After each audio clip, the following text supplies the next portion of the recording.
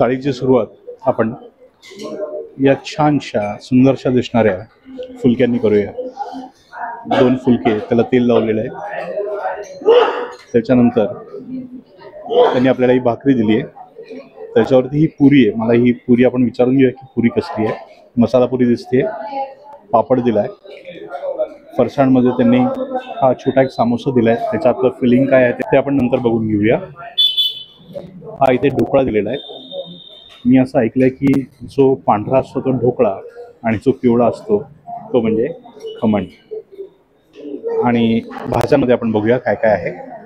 इथे ही भेंडीची भाजी दिसते, लिंबू सॅलड, हा मूग डाळीचा हलवा दिसतोय, ही आमटी किंवा डाळ अशी दिसते,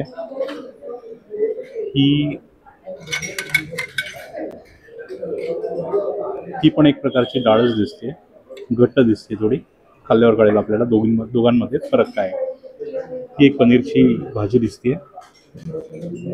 इथे ही बटाटा रस्सा भाजी दिसते, आणि इथे ही मुगाची उसळ।